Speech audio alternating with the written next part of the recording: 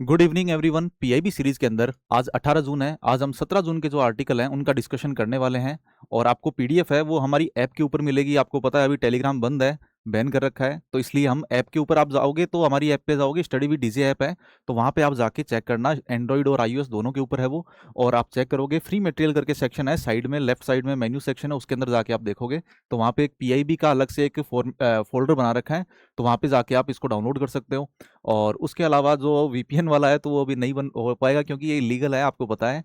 ठीक है। और उसके अलावा एक सवाल आपका था कि नोट्स को टॉपिक वाइज किस तरीके से है ना, मतलब टॉपिक वाइज बना सकते हैं क्या नोट्स को। आप सिर्फ टॉपिक लिखने से काम नहीं चलेगा आपका, कि उसके अलावा आपको टॉपिक के अलावा जैसे आगे कुछ कुछ कीवर्ड्स हैं, क्योंकि अभी क्या है कि डीप के अंदर यूपीएससी काफ़ी पूछ रहा है। तो आप टॉपिक के नाम लिखोगे तो इससे क्या है कि आपका 4 लाइनें 5 लाइनें 6-7 टॉपिक होते हैं डेली के, तो उतने ही होंगे। ठीक है। तो आपको थोड़ा सा डीप के अंदर लिखना पड़ेगा, उसके अंदर कौन कौन सी संस्थाएं हैं, क्या हो रहा है, थोड़ा थोड़ा मतलब हाईलाइट टाइप में करना है, ऐसे मान लो आप, जिससे उसको आपको है ना याद रखने के अंदर आसानी रहे। तो आज काफ़ी सारी न्यूज़ है। और उसके अंदर क्या है कि एक पीआईबी बैकग्राउंडर की भी न्यूज़ थी, तो उसको मेरे को है ना आज छोड़ना पड़ा क्योंकि वो तो बहुत बड़ी थी, और उसके साथ में ऐसे मतलब उसको जल्दीबाजी में कराने का मतलब है, बहुत इंपॉर्टेंट न्यूज़ थी, डिफेंस मिनिस्ट्री का न्यूज़ था आज पीआईबी बैकग्राउंडर के अंदर। तो उसको जल्दीबाजी में कराना मतलब उसके साथ में अन्याय करना है उस टॉपिक के साथ में। तो हमें जैसे ही टाइम मिलेगा, जैसे कल हमने एक पीआईबी बैकग्राउंडर पीछे वाली न्यूज़ कर ली थी, तो वैसे ही हम इसको भी कवर कर लेंगे। ठीक है। तो चलो आज सेशन शुरू करते हैं। तो ये हमारी ऐप है, यहाँ पे आप जाके चेक कर सकते हो। जो पीडीएफ है वो यहाँ पे मिलेगी आपको। ठीक है। स्टडी विद डीजे ऐप है।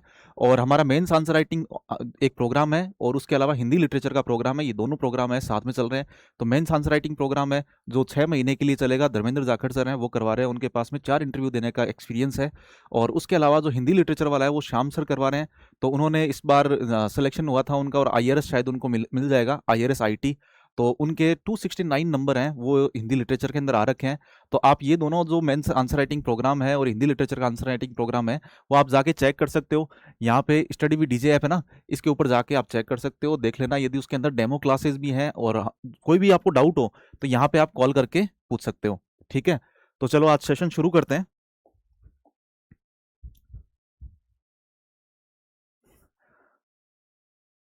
आज जो पहला आर्टिकल है हमारा, प्रधानमंत्री विकसित भारत रोजगार योजना।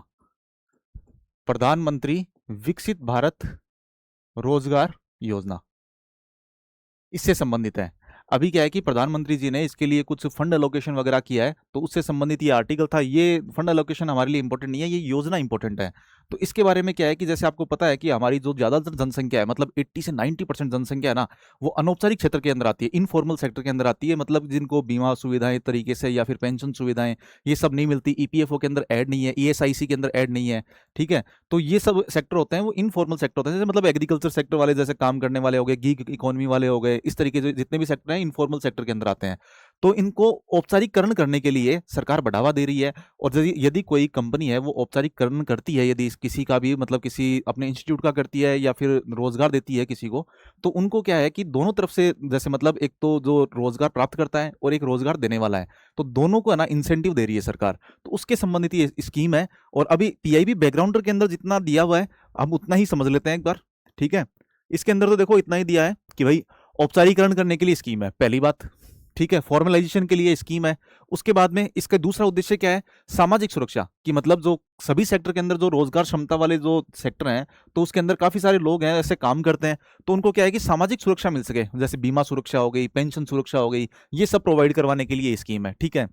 अब इसको प्रोत्साहन संरचना, इसके अंदर क्या है कि जैसे कर्मचारी हैं तो उनको तो 15,000 रुपए तक है ना प्रोत्साहन दिया जाता है। यदि पहली बार वो रोजगार प्राप्त कर रहे हैं तो उनको 15,000 रुपए है ना, यहाँ तक का उनको प्रोत्साहन दिया जाता है, ज्यादा से ज्यादा है। और इसके अंदर शायद 1 लाख तक का है ना, कि 1 लाख से कम आय वाले जो हैं वो इसके अंदर शामिल होते हैं, ये इसके अंदर एक्स्ट्रा है। ठीक है। फिर नियोक्ताओं के लिए, नियोक्ता मतलब जो कंपनी है वो रोजगार देने वाली कंपनी है, उससे संबंधित है कि नियोक्ताओं के लिए क्या क्या है कि इनको प्रतिमाह 3,000 रुपए तक का प्रोत्साहन प्रदान किया जाएगा। कर्मचारियों को 15,000 तक का प्रोत्साहन दिया जाता है, और जो नियोक्ता है, जो जॉब देने वाले हैं, तो उनको 3,000 रुपए तक का प्रोत्साहन दिया जाता है। ठीक है।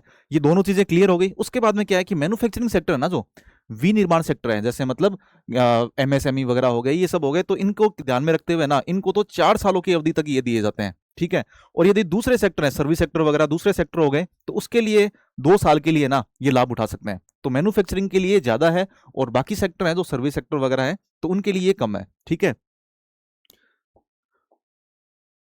तो ठीक है, चलो आगे चलते हैं।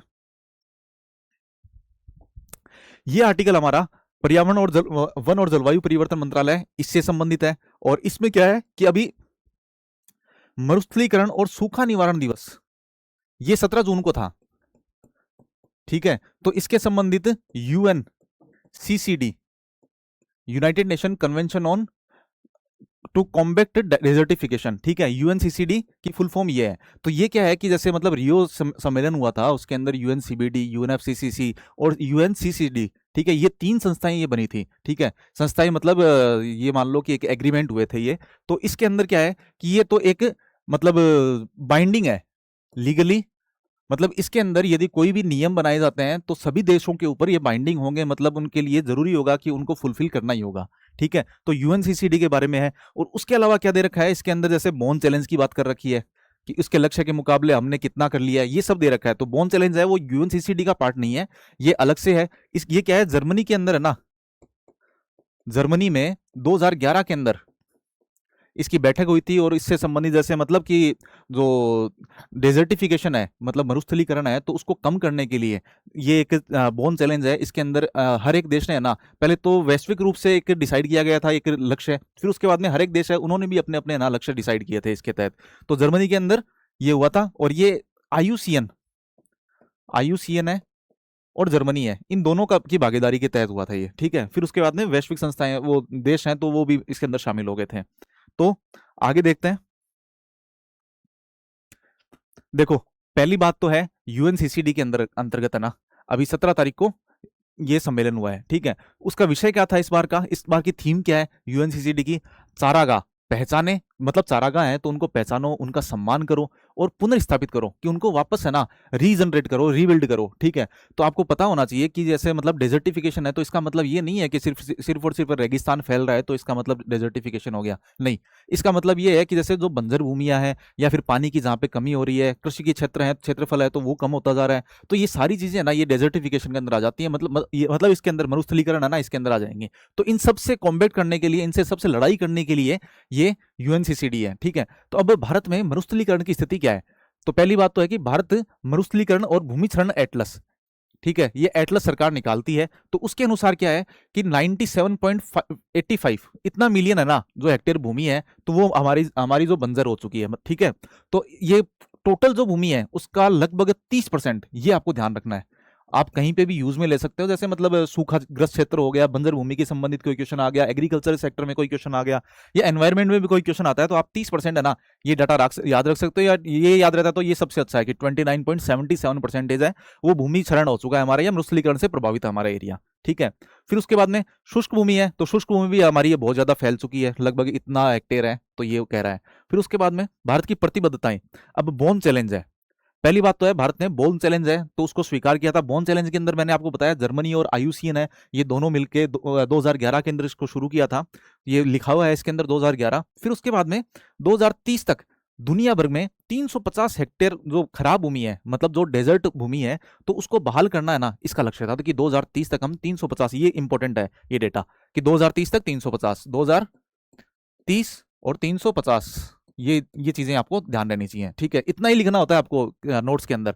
उसके बाद में जैसे अब क्या है कि भारत ने क्या किया था इसके अंदर, जैसे 2030 तक है ना 26 मिलियन का लक्ष्य रखा था हमने, 26 मिलियन हेक्टेयर है ना खराब भूमि को हम वापस पुनर्स्थापित करेंगे, उसका हमने लक्ष्य रखा था।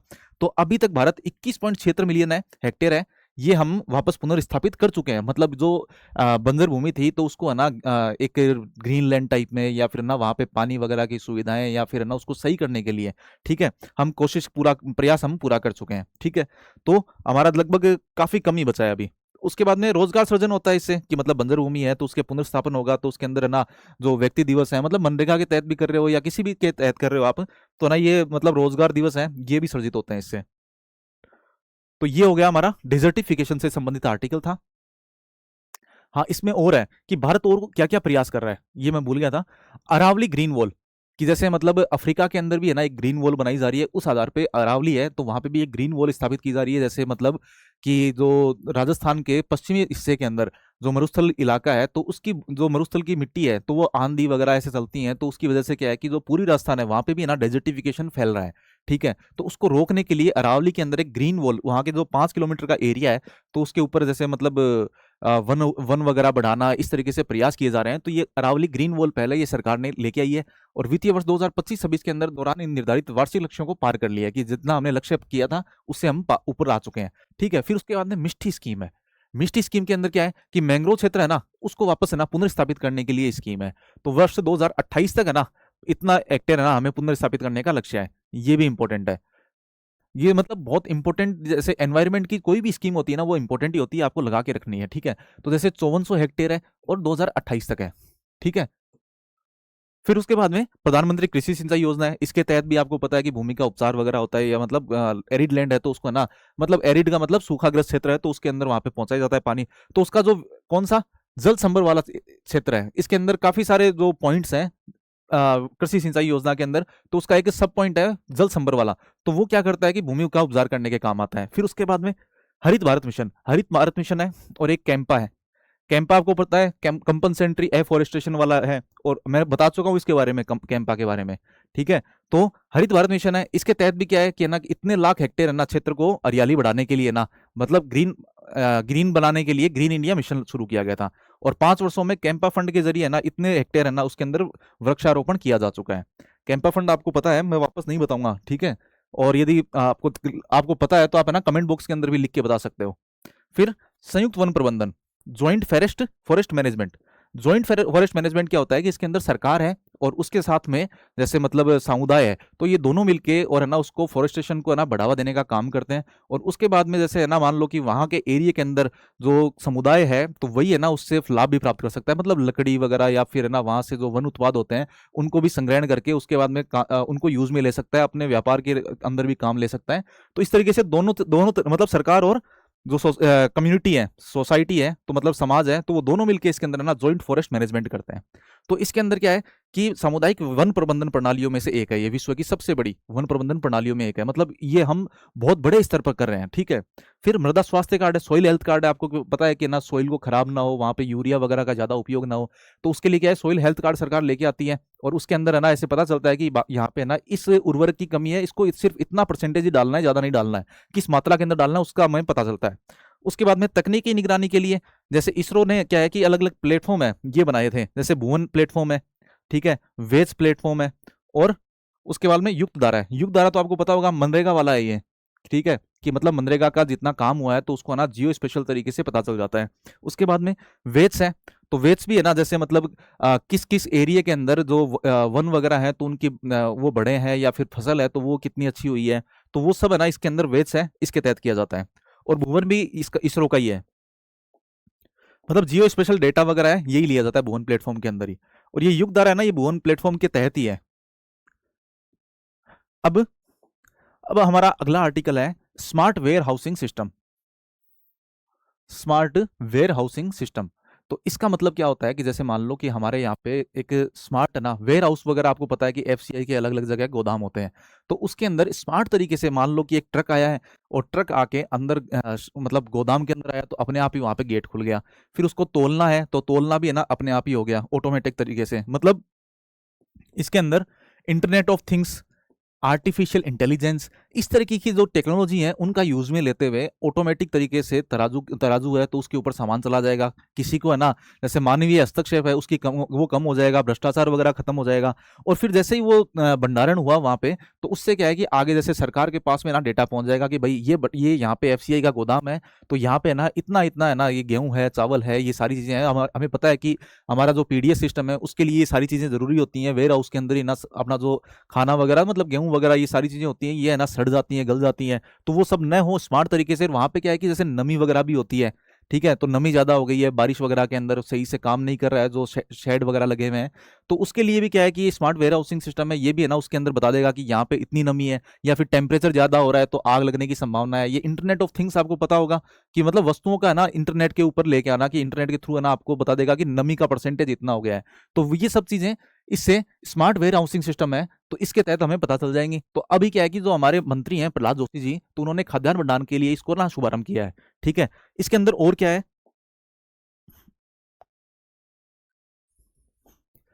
जैसे इंटरनेट ऑफ थिंग्स है, ऑटोमेशन है, एआई है, एनालिटिक्स है, और उसके अलावा उन्नत प्रौद्योगिकी है, इन सब का यूज में लिया जाता है इसके अंदर स्मार्ट जो वेयर हाउसिंग है इसके अंदर। फिर प्रमुख विशेषताएं क्या है कि जैसे गेट और वाइब्रेज। ठीक है, पहली बात मैंने आपको बताया कि जैसे गेट है, गेट के अंदर वो ना गेट ऑटोमेटिक तरीके से खुल जाएंगे यदि ट्रक आएगा, तो ये गेट हो गया।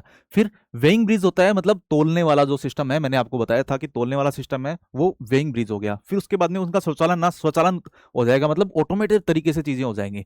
फिर डिजिटल एक्सेस है कि डिजिटल एक्सेस मिलेगा कि मतलब जो जितने भी मंत्रालय हैं, संबंधित मंत्रालय या डिपार्टमेंट हैं, तो वहां तक है ना ये डिजिटल एक्सेस होगा कि इतना इतना है ना सामान यहाँ पे पड़ा है गोदाम के अंदर। उसके बाद में गोदाम की स्थिति की बुद्धिमानीपूर्ण निगरानी भी अच्छे से करेंगे। इन्वेंट्री की दृश्यता, रियल टाइम है ना विजिबिलिटी रहेगी, एकीकृत डैशबोर्ड रहेगा, इस तरीके से बहुत सारी चीजें है ना मुख्य विशेषताएं हैं इसकी। उद्देश्य क्या है कि है ना गोदाम प्रबंधन करना। ठीक है, उसके बाद में खाद्यान्न भंडारण के कार्यों में दक्षता लेके आना। अब डिपो दर्पण है। दर्पण के अंदर क्या होता है कि एक है ना इस तरीके का एक दर्पण होता है ये, कि उसके अंदर जैसे मतलब जितने भी गोदाम है, सरकारी गोदाम है, तो उनके अंदर उनकी स्थिति कैसी है, मतलब उनकी रैंकिंग वगैरह निकालना कि कौन सा अच्छा काम कर रहा है, किसके अंदर गंदगी वगैरह ज्यादा है, भंडारण क्षमता है तो वो कौन सुधार रहा है, ये सारी चीजें रैंकिंग वगैरह है, तो ये डिपो दर्पण के अंदर होता है। ठीक है, तो उनका एक जो गोदाम है उनका एक आईना होता है, या ऐसे मान लो शीशा है। ठीक है, तो इसमें क्या होता है, इवोल्यूशन होता है एंड परफॉर्मेंस मॉनिटरिंग फ्रेमवर्क है ये। तो इसमें क्या होता है कि गोदामों की बुनियादी ढांचे, संचालन, सुरक्षा, स्वस्थता, मतलब बुनियादी ढांचा कैसा है उनका, उनकी संचालन किस तरीके से कर रहे हैं, सुरक्षा कैसी है उनकी, स्वस्थता है या नहीं है, और उनकी सेवा तत्परता, उनके अंदर ना निरंतर सुधार को प्रोत्साहित करने के लिए उनकी रैंकिंग वगैरह निकाल के उनको प्रोत्साहन किया जाता है। फिर सम्मान और मान्यता। इस पहल के तहत मूल्यांकन ढांचे के अंदर जैसे मतलब एफसीआई के गोदाम है, या फिर सीडब्ल्यूसी है, केंद्रीय भंडारण निगम, सेंट्रल वेयर हाउसिंग कॉर्पोरेशन है, तो ये सब है, तो इनके गोदामों के अंदर ना सम्मानित किया जाता है इनको, कि ना आपके रैंकिंग वगैरह निकाल के सम्मानित किया जाता है। ठीक है, तो ये हो गया स्मार्ट वेयर हाउसिंग सिस्टम। फिर आगे चलते हैं। ये article green hydrogen certification portal इससे संबंधित है। मतलब ग्रीन हाइड्रोजन प्रमाणन पोर्टल है, उसका है ना सरकार ने अभी उद्घाटन किया है। तो ग्रीन हाइड्रोजन क्या होता है, सबसे पहले आपको यह जानना जरूरी है कि ग्रीन हाइड्रोजन के मतलब है कि भाई देखो, सबसे पहले आपको पता होना चाहिए मतलब ग्रे हाइड्रोजन। ग्रे हाइड्रोजन क्या होता है कि मतलब हाइड्रोजन बनाने की अलग अलग प्रक्रियाएं होती हैं, तो उसके आधार पर ना इनको बांटा गया है। तो ग्रे हाइड्रोजन है तो उसमें क्या होता है कि कार्बन होता है। ठीक है, और उसके अलावा जो पेट्रोलियम है या फिर नेचुरल गैस है, ठीक है, इस तरीके से ना इनका यूज में लिया जाता है, तो उसको कहते हैं ग्रे हाइड्रोजन। ठीक है, हाइड्रोजन निर्माण के अंदर इनका यूज में लिया जाता है, तो उसको कहते हैं ग्रे हाइड्रोजन। फिर यदि मान लो कि गैस का यूज में लिया गया, लेकिन उसको क्या है कि कार्बन कैप्चर है ना प्रक्रिया होती है, तो उसके तहत मतलब कार्बन को है ना, जो निकलने वाला कार्बन है, तो उसको वापस है ना रोक लिया जाता है, उसको कैप्चर करके फिर उसको दूसरे जगह यूज में लिया जाता है कार्बन को, मतलब पर्यावरण को नुकसान कम नहीं होता है उससे, तो उसको कहते हैं ब्लू हाइड्रोजन। ठीक है, ये हो गया ब्लू हाइड्रोजन, ये है ग्रे हाइड्रोजन। और अब क्या है कि ग्रीन हाइड्रोजन आता है। तो ग्रीन हाइड्रोजन में क्या होता है कि जो नवीकरणीय ऊर्जा के संसाधन है, जैसे मतलब विंड एनर्जी, रिन्यूएबल एनर्जी के सोर्स हैं, जैसे विंड हो गई, सोलर हो गया, ठीक है, विंड हो गया, सोलर हो गया, इसका यूज में लिया जाता है ना हाइड्रोजन बनाने के लिए, तब होता है वो ग्रीन हाइड्रोजन। ठीक है, तो ये तीन तरीके के हाइड्रोजन के आपने देख लिए। तो अब क्या है कि जैसे मतलब आपको क्या पता चलेगा कि मान लो कि ये ग्रीन हाइड्रोजन है या नहीं है, किसी कंपनी ने दावा कर दिया कि भाई है ना हमारा तो यहाँ पे ग्रीन हाइड्रोजन है, ये आप है ना ले लो, तो आपको क्या पता चलेगा ग्रीन हाइड्रोजन है या नहीं है। तो उसके लिए क्या है कि सरकार एक प्रमाणन, ये ग्रीन हाइड्रोजन का एक सर्टिफिकेट बनाने के लिए एक पोर्टल बनाया है। तो यहाँ पे ना सरकार पहले प्रमाणित करेगी कि ये ग्रीन तरीके से बना है, उसके बाद में खरीद बिक्री वगैरह हो सकेगी। ठीक है, उससे संबंधित ये आर्टिकल है। और देख लेते हैं इसमें और क्या है। पहली बात है मंत्रालय नवीन और नवीकरणीय ऊर्जा मंत्रालय, ministry of new and renewable energy. ठीक है, फिर उसके बाद में साइट कार्यक्रम है। ठीक है, ये तो प्रमाणन वगैरह सुनिश्चित करता है ये। ठीक है, उसके बाद में साइट कार्यक्रम है, तो हरित हाइड्रोजन उत्पादन को प्रोत्साहन देने के लिए, कि मतलब जैसे कि सरकार क्या करती है कि जो हरित हाइड्रोजन है ना बनाने वाली कंपनीज हैं, या फिर मान लो इलेक्ट्रोलाइजर है, इलेक्ट्रोलाइजर के थ्रू ये ना ग्रीन हाइड्रोजन बनता है, तो इलेक्ट्रोलाइजर बनाने वाली जो कंपनीज हैं, तो उनको क्या है कि सीधी है ना वित्तीय सहायता देती है, सब्सिडी वगैरह देके। ठीक है, तो मतलब उनको प्रोत्साहन देने के लिए साइट कार्यक्रम चलाया था सरकार ने। ठीक है, फिर उसके बाद में ग्रीन अमोनिया और ग्रीन मेथेनॉल, इनके मानकों को भी है ना अंतिम रूप दिया जा रहा है। अब क्या है कि जैसे हाइड्रोजन है तो उसका है ना एक जगह से दूसरी जगह यदि ट्रांसपोर्ट करना होता है तो वो मुश्किल होता है। एक तो मतलब खतरा वगैरह भी रहता है, फिर है ना वो कॉस्टली होता है कि मतलब ज्यादा कंटेनर वगैरह बड़े चाहिए, तो उसको क्या है कि मतलब हाइड्रोजन को अमोनिया और ग्रीन मेथेनॉल है ना इसके अंदर चेंज करके और फिर उसके बाद में ट्रांसपोर्ट किया जाता है। तो इसके भी जो मानक है उनको भी अंतिम रूप दिया जा रहा है। ठीक है, उसके बाद में राष्ट्रीय हरित हाइड्रोजन मिशन, ये इंपॉर्टेंट है हमारे लिए। तो इसके अंदर क्या है कि उत्पादन लक्ष्य है, इस बार प्रीटी के अंदर ये क्वेश्चन आया हुआ है, आपको पता होगा। 5 मिलियन 5 मिलियन मीट्रिक टन है ना हर साल है ना उत्पादन करने का ये लक्ष्य है। फिर उसके बाद में नवीकरणीय ऊर्जा लक्ष्य है कि मतलब टोटल हमें 125 मेगावाट है ना जो समर्पित नवीकरणीय ऊर्जा की क्षमता के विकसित करने का हमारा लक्ष्य है। ये दो चीजें इंपॉर्टेंट है यहाँ पे। फिर उसके बाद में उत्सर्जन में कमी, कि इससे क्या होगा कि 5 करोड़ टन कार्बन उत्सर्जन में कमी आएगी। ये इंपॉर्टेंट है, ये तीन चीजें है ना इसके अंदर इंपॉर्टेंट है, आपको नोट्स के अंदर लिखना है ये चीजें। ठीक है, कि मतलब ये डेटा है ये आपको याद रखना है। उसके बाद में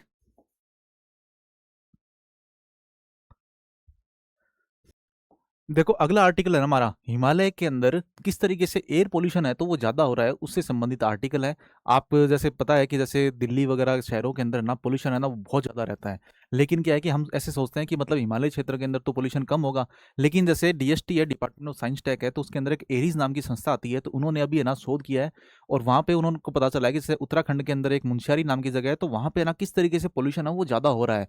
और जैसे नैनीताल वगैरह की जैसी है ना जो नीचे की सिटीज हैं उसकी बजाय ऊपर वाली सिटी जो मतलब मुंशियारी है तो वहां पे उससे भी ज्यादा पोल्यूशन है, तो उसके संबंधित ये आर्टिकल है। तो इसमें है ना देख लेते हैं और क्या है।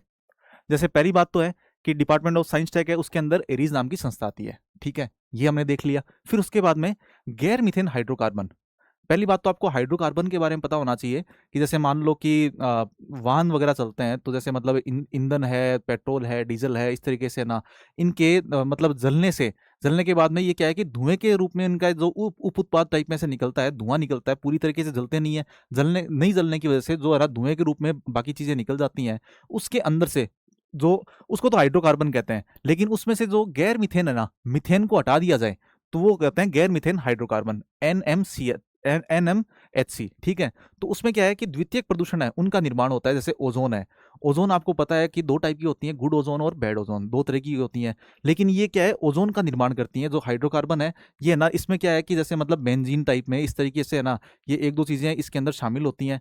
तो है ना ये क्या करती हैं कि है ना ये रिएक्शन करके और ओजोन का निर्माण करती हैं।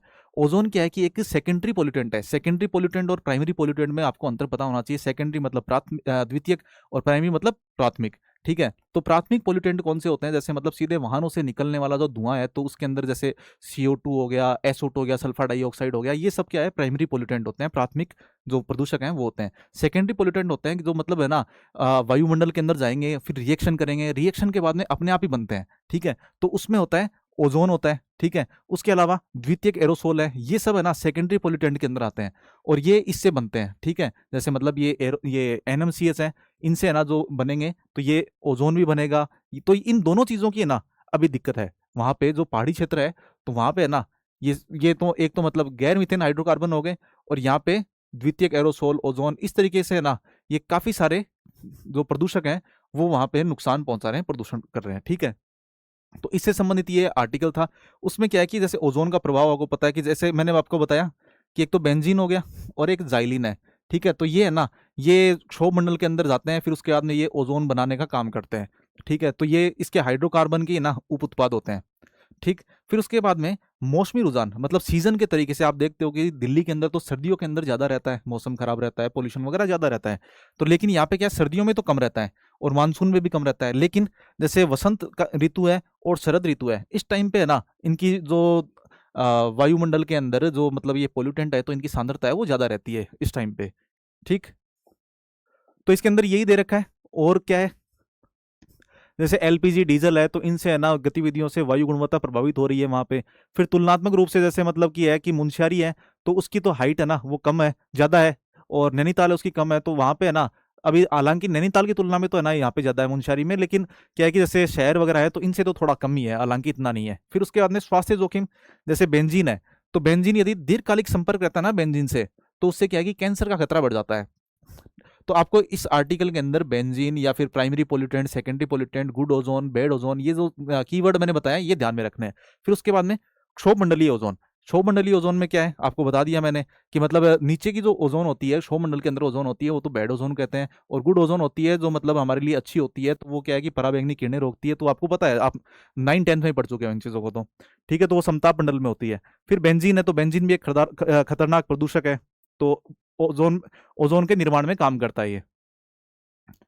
अब ये अगला आर्टिकल है, तो ये है जैसे मतलब हमारे मंत्री हैं जितेंद्र सिंह जी, तो उन्होंने कहा है कि जैसे सीपी ग्राम्स, ठीक है, digital life certificate, grievance platform, ठीक है, फिर उसके बाद में कर्मयोगी, मिशन कर्मयोगी, इस तरीके से है ना, ये काफ़ी सारी स्कीम है जो है ना अभी भारत सरकार है, तो वो है ना जो ई गवर्नेंस है, ई गवर्नेंस हो गया, डिजिटल गवर्नेंस हो गया, मतलब गवर्नेंस को अच्छा बनाने के लिए है ना इतनी सारी स्कीम चल रही है, तो राज्यों को भी है ना ये स्कीम है तो ये ना अपनानी चाहिए, जो अच्छी स्कीम है।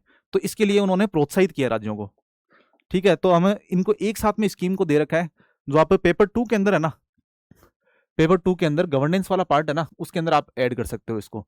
तो जैसे प्रमुख पोर्टल और प्लेटफॉर्म कौन कौन से हैं, एक तो आईजीओटी प्लेटफॉर्म है, ठीक है, आईजीओटी कर्मयोगी, मतलब जो सिविल सेवक हैं तो उनकी क्षमता निर्माण के लिए, उनकी है ना प्रशिक्षण वगैरह देने के लिए, जैसे मतलब उनको एआई सक्षम बनाने के लिए, ये सारी चीजें है ना, वो इसके लिए मिशन कर्मयोगी टाइप में होता है, आईजीओटी कर्मयोगी, तो इसमें है, ठीक है। फिर शासन में एआई के टूल्स कौन कौन से यूज में आ रहे हैं, कि मतलब एक तो एआई सारथी है, जो प्रशासन है तो उसको है ना प्रशिक्षण देने के लिए काम आता है, एक है एआई ट्यूटर, ठीक है। ये दो है, ये एआई टूल्स हैं जो है ना जो प्रशासक हैं, मतलब आईएएस हैं, सचिव हैं, तो उनके काम में आते हैं। फिर उसके बाद में एक समाधान दीदी है, इसके बारे में हम पढ़ चुके हैं, ये भी एआई वाला टूल है, तो ये भी इनके काम आता है। फिर भविष्य पोर्टल है, भविष्य पोर्टल के अंदर क्या है, जो पेंशन व्यवस्था है, तो उसको है ना एकल खिड़की के ऊपर, जैसे पेंशन व्यवस्था है तो उसके अंदर बार बार है ना अलग अलग जगह जाना पड़ता था वृद्धजनों को, तो उसके लिए क्या है, एकल खिड़की, ठीक है, तो ये कर दिया है। फिर उसमें डिले वगैरह ऐसे नहीं होगा। अब अनुभव प्लेटफॉर्म हो रहा है एक, अनुभव प्लेटफॉर्म के तहत क्या है कि जैसे मतलब रिटायर्ड जो ऑफिसर्स हैं, तो नए ऑफिसर्स आए हैं, तो उनको अब जो अपना अनुभव रहा हुआ है वो है ना वहाँ पे बांट सकते हैं इसके थ्रू।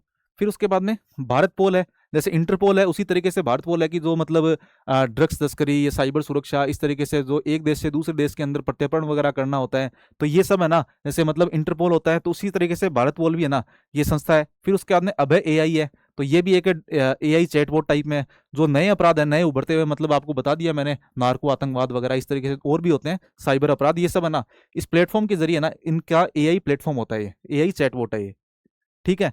तो ये सारी चीजें, आई गोड कर्मयोगी, एआई सारथी, एआई ट्यूटर, समाधान दीदी, भविष्य पोर्टल, अनुभव पोर्टल, इंडिया बोल, अभय एआई, ये सब इसके अंदर आप लिख सकते हो, जो गवर्नेंस वाला पार्ट है इसके अंदर। अब क्या है कि शासन और प्रशासन में सुधार के लिए सरकार ने और क्या किया है, जैसे भर्ती सुधार है कि ग्रुप बी और ग्रुप सी है, उनके पदों के अंदर ना साक्षात्कार है, उसको खत्म कर दिया है, जिससे भाई भतीजावाद ये सब नहीं होगा। फिर उसके बाद नया अधिनियम सरकार लेके आई है, लोक परीक्षा अनुचित साधनों की रोकथाम अधिनियम 2024, मतलब पब्लिक एग्जामिनेशन अनफेयर मीन्स, मतलब प्रिवेंशन ऑफ अनफेयर मीन्स 2024। तो इसके अंदर क्या है कि जैसे मतलब जो परीक्षाएं हैं तो उसके अंदर धांधली वगैरह होती है, तो उसके लिए क्या है कि कुछ मतलब जुर्माना वगैरह लगा दिया, फिर ना उसके लिए जेल वगैरह भी कर दिया, ये सब किया है इसके अंदर। तो ये लोक परीक्षा के लिए अभी किया है सरकार ने। फिर सीपी ग्राम्स है, जो शिकायत निवारण के लिए जो नागरिक हैं तो वो अपनी शिकायत है सीधा प्रधानमंत्री कार्यालय तक पहुंचा सकते हैं, उसके लिए है पोर्टल। फिर पेंशन सुधार के लिए, कि बुजुर्गों को पेंशन सुविधाएं देने के लिए डिजिटल जीवन प्रमाण पत्र शुरू किया गया है। तो इससे क्या होगा कि जैसे मतलब एक तो दोनों तरफ से ये दिक्कत होती थी कि ना, एक तरफ तो बुजुर्ग थे तो उनको क्या है कि जगह जगह जाना पड़ता था, अपना है ना बार बार है ना फेस ऑथेंटिफिकेशन करना पड़ता था। तो अब डिजिटली तरीके से फेस है उसके द्वारा ही हो जाएगा, जैसे मतलब उनको फिंगरप्रिंट वगैरह देने की जरूरत नहीं पड़ेगी। दूसरी तरफ क्या होता था कि जैसे मान लो कि है ना कोई एक्सपायर हो गया है पेंशन लेने वाला, लेकिन उसके जो परिवार वाले हैं वो बार बार लंबे टाइम तक है ना पेंशन उसकी लेते रहते थे, तो वो चीज़ भी नहीं होगी। तो ये दोनों तरफ से फायदा है इसका। फिर सामाजिक कार्य जो कर्मचारी हैं, कल्याण है, जैसे मतलब कोई बच्चा है तो वो मतलब बच्चा मर गया है और उसकी माता के ऊपर है ना कितना मतलब एक साइकोलॉजिकल है ना वैसे रहता है कि बर्डन रहता है, वो है ना प्रेशर में रहती है, टेंशन में रहती है। तो उसके लिए क्या है कि उसको भी है ना मातृत्व अवकाश के अंदर शामिल कर लिया है। यदि कोई बचपन के अंदर ही मतलब ऐसे छोटा ही बच्चा है तो वो एक्सपायर कर जाता है उसके लिए, ठीक है। फिर उसके बाद में जो तलाकशुदा है और अलग रह रही जो बेटियां हैं, तो उनको भी है ना जो परिवार की पेंशन होती है उसका लाभ दिया जाएगा अब। तो इस तरीके से सरकार ने काफी सारे सुधार किए हैं। अब अगला आर्टिकल है फार्मास्यूटिकल से संबंधित, कि फार्मास्यूटिकल क्षेत्र के अंदर सरकार ने है ना 12 सालों के अंदर क्या क्या किए हैं, कौन कौन से कदम उठाए हैं, उससे संबंधित आर्टिकल है। इसमें जल्दी से हम देख लेते हैं।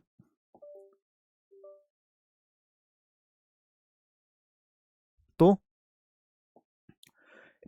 अब पहली बात तो है जन औषधि परियोजना, इसका विस्तार किया गया है। आपको पता है जन औषधि जो केंद्र होते हैं तो उसके अंदर जेनरिक दवाइयाँ वगैरह इस तरीके से मिलती हैं जो काफ़ी सस्ती होती हैं। जेनरिक दवाइयों के बारे में आपको पता ही होगा। तो ये जन औषधि परियोजना है, इसका विस्तार किया गया है। काफ़ी सारी है ना, जो भैया 84 से बढ़ के 9,200 के समथिंग हो गए हैं। फिर उसके बाद में आयात निर्भरता कम करने के लिए क्या किया सरकार ने, जैसे आपको पता है कि जैसे एपीआई है, एक्टिव फार्मास्यूटिकल इंग्रेडिएंट होते हैं, जिससे क्या है कि जैसे पैरासीटामोल वगैरह ऐसी दवाइयाँ होती है अपनी, तो वो बनती हैं। ठीक है, तो वो एक्टिव फार्मास्यूटिकल इंग्रेडिएंट हैं, तो हम उसके लिए चीन पे निर्भर थे। तो इसको मतलब स्वदेशीकरण करने के लिए, कि मतलब इसके अंदर आयात पे निर्भरता है ना, उसको कम करने के लिए सरकार पार्क बना रही है। तो इसमें कौन सा है, एक तो थोक औषधि पार्क है, बल्क ड्रग पार्क है। ये कहाँ कहाँ बन रहा है, आंध्र प्रदेश में, गुजरात में और हिमाचल में। ठीक है, बल्क ड्रग पार्क हो गया। फिर चिकित्सा उपकरण पार्क है, मेडिकल डिवाइस पार्क है। तो ये कहाँ बन रहे हैं, तमिलनाडु में, उत्तर प्रदेश में और एमपी के अंदर ये स्थापित किए जा रहे हैं। ठीक है, ये हो गए।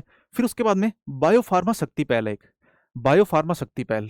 आपको पता है कि जैसे बायोफार्मा का क्या होता है, कि जैसे बायोसिमिलर्स और बायोफार्मास्यूटिकल्स हैं, तो ये सब है ना, जैसे मतलब एक्टिव जो जीवाणु वगैरह हैं, तो उनसे यदि दवाइयाँ बनाई जाती हैं, केमिकल का यूज में नहीं लिया जाता।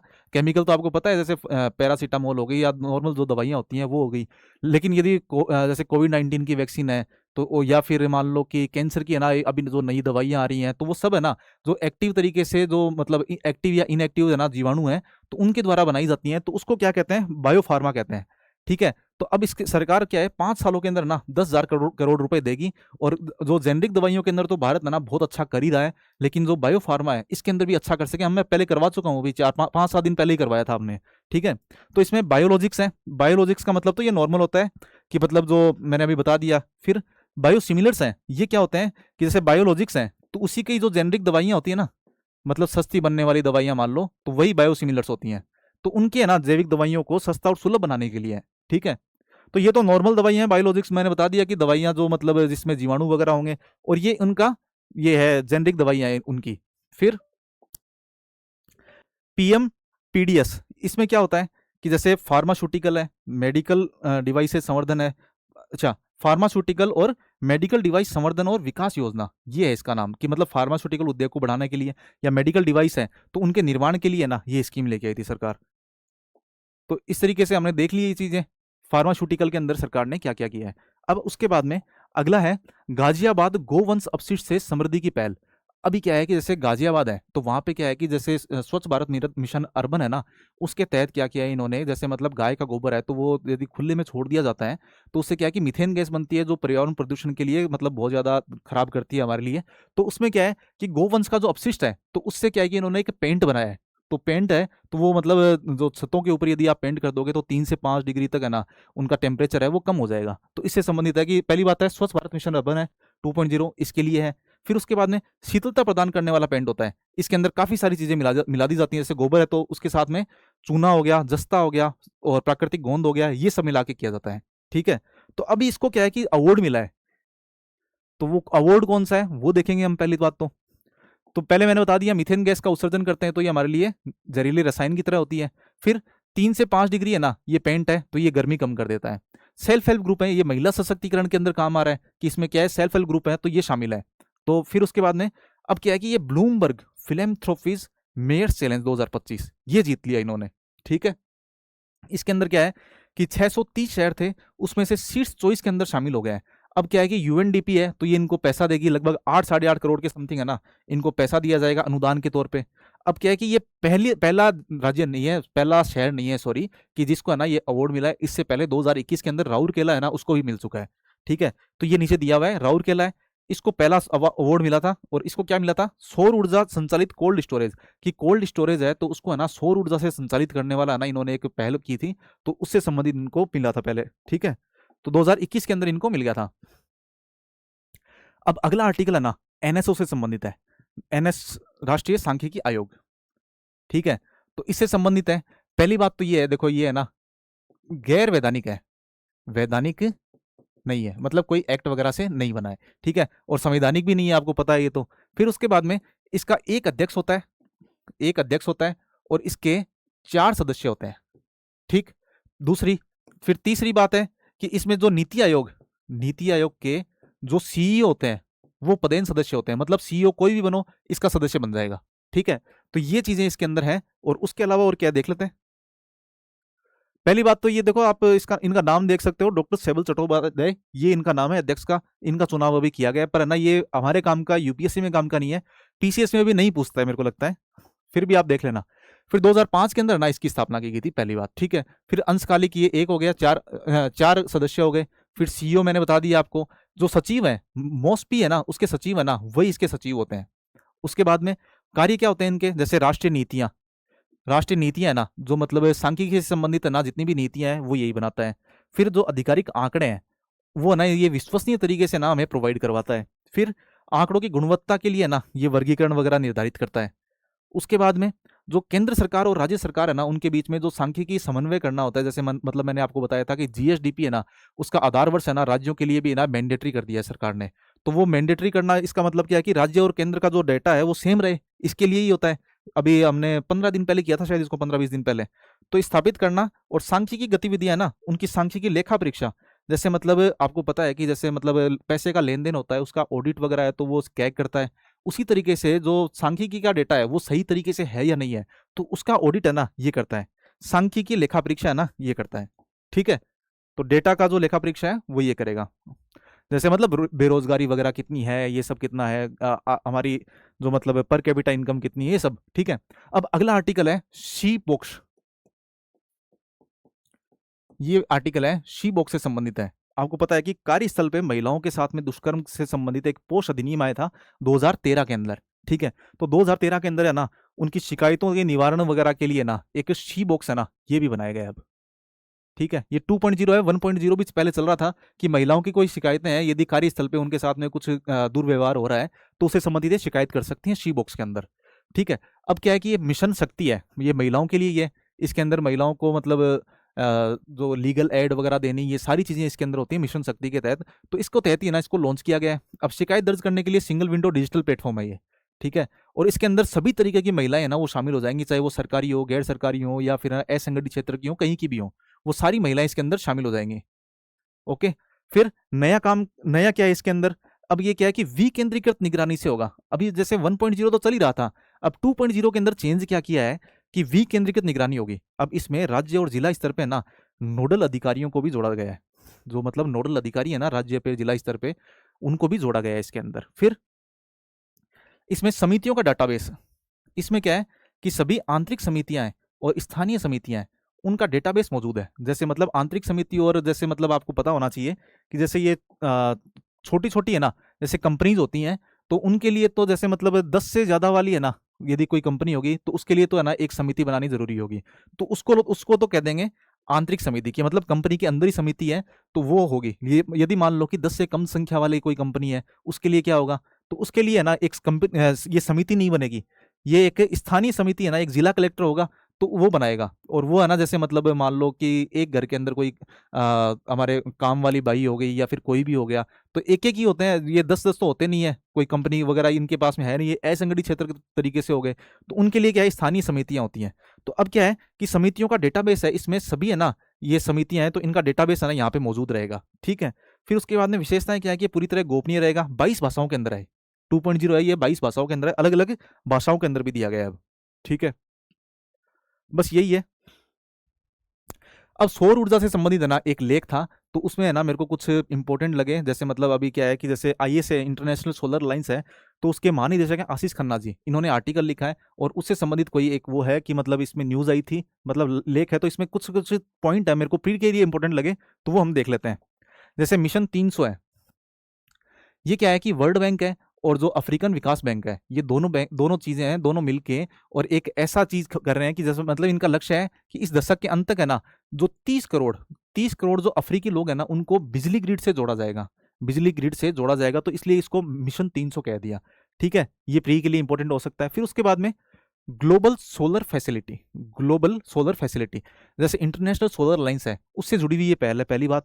फिर किसानों को सेवा देने वाले सौर प्रदाताओं के ऋण जोखिम को कम करना और अवशोषित करना, कि मतलब जैसे मान लो कि जो सोलर फैसिलिटी है ना, जो किसानों को प्रोवाइड करवाते हैं, तो उनको लगता है कि भाई हम तो है ना मतलब घाटे में चले जाएंगे, तो उनको क्या है कि ऋण वगैरह देना, इस तरीके से ना उनकी जो सिक्योरिटी प्रदान करने के लिए उनको भाई आप आराम से दे सको, सौर प्रदाता है ना, वो आराम से आप है ना सोलर वो जो बिजली वगैरह है वो दे सको उनको, किसानों को। तो उसके लिए ना क्रेडिट रिस्क है ना उसको कम करने के लिए है ना ये स्कीम है, ग्लोबल सोलर फैसिलिटी है, ठीक है। उसके बाद में स्टार सोलर्स है, ये भी है ना आईएसए द्वारा स्थापित है, इंटरनेशनल सोलर अलायंस है, उनके द्वारा स्थापित है। और इसका काम क्या है, विकेंद्रीकृत सौर कार्यक्रम को सुचारू रूप से चलाने के लिए जमीनी स्तर पर कौशल विकास करना। कि मतलब ये जो सौर कार्यक्रम है उनको चलाने के लिए कि जमीनी स्तर पे ना एक कौशल विकास वगैरह करके, या फिर टेक्नीशियन है ना वो अच्छे बनाए जा सके, कि जो सारा काम है ना सोलर वाला सारा काम कर सके। तो उसके लिए एक कौशल विकास का प्रोग्राम है ये, इसका नाम है स्टार सेंटर, यहाँ पे किया जाता है, ठीक है। तो ये दो चीजें आपको बहुत अच्छे से याद रखनी है, ये दो तो स्पेशली यदि आईएसए से संबंधित भी कोई क्वेश्चन आता है तो उसके अंदर भी आप लिख सकते हो, इंटरनेशनल सोलर अलायंस से। उसके बाद में इंटरनेशनल सोलर अलायंस का पता है पहले है ना काफी कम थे, अब 125 के समथिंग हो गए हैं, यही है। अब देखो आगे चलते हैं, आगे छोटी छोटी न्यूज है कि मतलब ये है कि योगा संगम है पोर्टल है, ये कल भी न्यूज आई थी कि योगा संगम पोर्टल है। तो इसमें क्या है कि जैसे आयुष मंत्रालय की पहल है, पहली बात कि संस्थाओं और समुदायों को जोड़ा जाएगा इसके अंदर, जो है ना अलग अलग संस्थाएं हैं तो उनको जोड़ा जाएगा इसके अंदर, और पूरे देश के अंदर योग है ना भागीदारी सुनिश्चित की जाएगी। बस आपको इतना पता होना चाहिए, योगा संगम पोर्टल है ये है, ठीक है। ये वैसे प्री के लिए भी नहीं है, मेंस के लिए भी नहीं है, मेरे को नहीं लगता। उसके बाद में अगला है कि जैसे मतलब प्रधानमंत्री जी ने ना अभी जैसे मतलब G7 की समिट चल रही है तो उसके अंदर ना भाषण दिया है, और उसके अंदर मेरे को एक चीज अच्छी लगी है, international mobilization partnership for accelerating connectivity trade, मतलब इम्पैक्ट, इम्पैक्ट बनाने पे है ना सरकार उनको G7 के कंट्रीज हैं तो उनको है ना कह रहा है कि आप विचार करना चाहिए। इससे क्या होगा कि एक कॉरिडोर बनेगा, कि मतलब विकसित और विकासशील देश है तो वहां पे कॉरिडोर बनेगा। इससे क्या होगा कि जो ट्रेड है व्यापार आसान होगा, टेक्नोलॉजी ट्रांसफर होगी, एनर्जी ट्रांसफर होगी, और अपॉर्चुनिटी है, इन सब से ना एक दूसरे को जोड़ा जाएगा, ठीक है। तो ये कह रहा है कि मतलब भारत के टैलेंट है ना उसको ग्लोबल साउथ के देशों की ओनरशिप के साथ में जोड़ेंगे हम, ठीक है। कि भारत का टैलेंट है और ग्लोबल साउथ मतलब जो गरीब देश है या फिर ना विकासशील देश है उनके टैलेंट को जोड़ने के लिए है ये, ठीक है। बस यही था इसके अंदर, मैन तो मेरे को और नहीं लगता। फिर उसके बाद में एक जैसे दूसरा न्यूज था, ये दूसरी न्यूज है। इसमें क्या है कि तारापुर है, तारापुर के बारे में था कि इनकी इसकी स्थापना है ना 1969 के अंदर की गई थी, और भारत का है ना ये पहला था। उसके बाद में मतलब परमाणु ऊर्जा केंद्र है ये पहला था, और सोवियत संघ से यदि बाहर आप देखोगे तो ये एशिया का भी है ना पहला परमाणु ऊर्जा केंद्र था, ठीक है। तारापुर के बारे में एक अलग से आर्टिकल था, उसको भी मैंने इसके अंदर डाल दिया। अब क्या है कि जैसे मतलब ये डिजी लॉकर है, इसके ऊपर है ना जो जैसे आधार के जो दूसरे सब टाइप हैं, जैसे अलग अलग राज्यों के अंदर अलग अलग होते हैं, जैसे राजस्थान के अंदर जन आधार होता है, तो इस तरीके से महासारथी है ना ये महाराष्ट्र के अंदर है, ये आपको पता होना चाहिए। जन आधार है ये राजस्थान का है, और ये एमपी समग्र है ये तो आपको पता ही है, एमपी से ही समझ में आ रहा है। फिर उसके बाद में यूपी का है तो यूपी फैमिली आईडी हो गई। तो ऐसे मेरे को लगा कि ये बता देना चाहिए इसलिए मैंने डाल दिया। वैसे ज्यादा इंपॉर्टेंट नहीं है, लास्ट वाली न्यूज है, इंपॉर्टेंट कम रहती है। कल वाले का आंसर है बी और बी, बी और बी, ठीक है। अभी सही कर रहे हो आप इस बार। अब ये क्वेश्चन है, दूसरा ये है, ये कमेंट बॉक्स के अंदर मेरे को लिख के दिखाया करो आप, बहुत कम लोग लिखते हो। फिर ये मेंस का आंसर है, ठीक है। आज इतना ही था, थैंक यू।